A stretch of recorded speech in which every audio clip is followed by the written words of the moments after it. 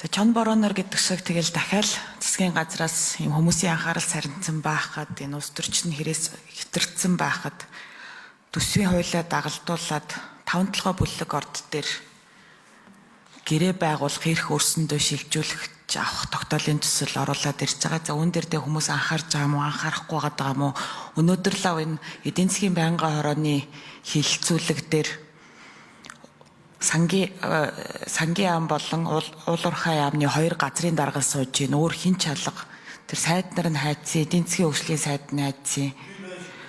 За сангийн сайд нь байдгийн байгаа ч тэр уулуурхай яамны чин сайд хайцсан. Тэгэд ийм байдлаар энэ асуудалд хандах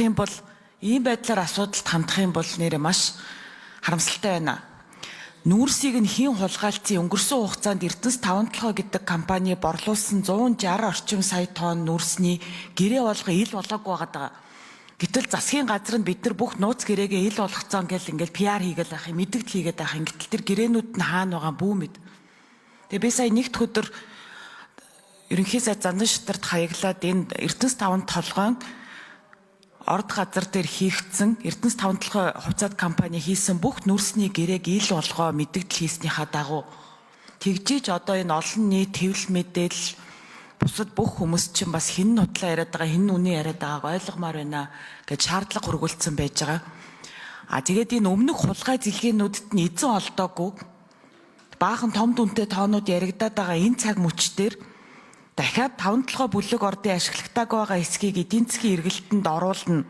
Иж бүрэн цогцоор нь ашиглах талаар олборлолт, тээвэрлэлт, экспортыг гүйцэтгэх хамтрагч хөрөнгө оруулагчдад санал болгож хилцэл хийн гэсэн эрхийг авах юм тогтоол оруулаад ирж байгаа байхгүй юу. Тэгээд одоо энэ шинэ одоо ашиглагтаагүй байгаа гэдэг хэсэг дээрээ та нар яг ямар гэрээ байгуулах гээд байгаа. Тэгээ тэрэнд чи одоо хийн хариулах юм, жавхлан сайд хариулах юм уу?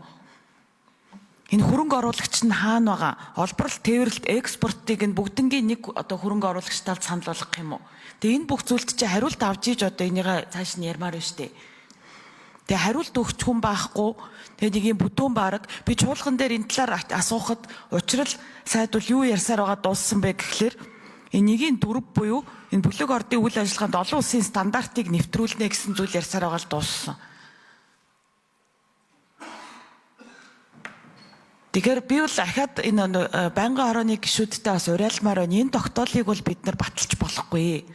Эхний ээлжинд өмнө нь хийгдсэн тэр бүх гэрээ хэлцлүүдтэй дүн шинжилгээ хийгээд хаана хулгай зэлгээ явцсан ерөнхий Эрдэнэс 5-7-ыг яах талаар шийдвэр гаргачаад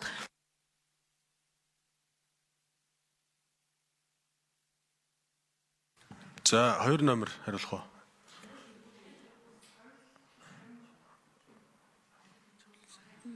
Жах 2 номер хариул. Ямар юу их гэдэг вэ?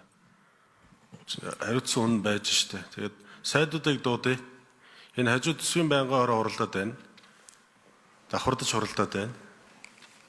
Сайдуудыг дуудъя. За жаргалан гишүүний асуултанд хариулъя. Ажил дээр ирсэн айлгын намшин сар олорхон бодлогын газар.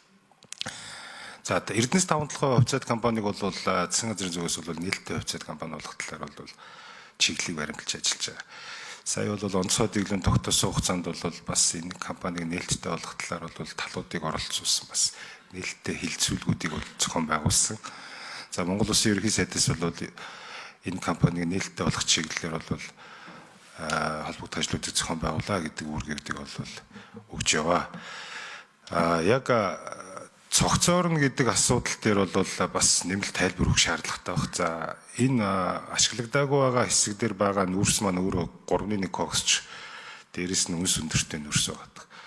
Тэгээ чулууны үетэй. Тэгэхээр энэ дээр бол мэдээж хэрэг бас давхар баяжуулалт дагалдаад үйлдвэрлэлийн асуудлууд явагдчихэж энэ бүтээгдэхүүнийг бол экспорт гарах боломжтой гэж үзэж байгаа.